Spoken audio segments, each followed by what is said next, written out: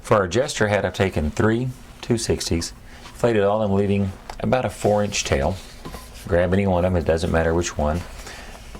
Twist about a 1-inch bubble on the end, and then hang on to that. And depending on the size of your child's head, you'll have to kind of guesstimate about how much. But this will be about 1/3 of the way around the head. Usually about 8 inches is good enough, unless they've got a really large head. You can let go of that. That just keeps that soft enough to work with in a minute. Now once you've got that point, now you're going to come take your next color, twist a little 1-inch bubble, and then twist that at that point that we were just holding. Now you take your second color, and I'll go back, and you can see where I had twisted it previously. Twist that point there, take your third one, twist your little 1-inch bubble on the end, and twist those two together. And then again, measure sure that it's about the same. And then again, you can see where we had that point. Twist those and bring that back. Twist those together. So now you've got a triangle base with 3 points sticking up.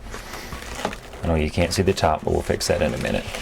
Bring all 3 of those in together, about 6 or 8 inches up. And then just grab all 3 and twist them together. And then I'll take one of them and tuck it around through. That helps secure it into place.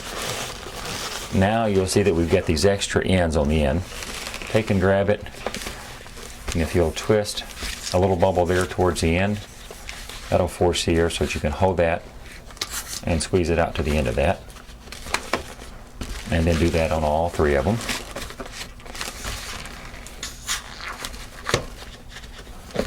And then back to our third one.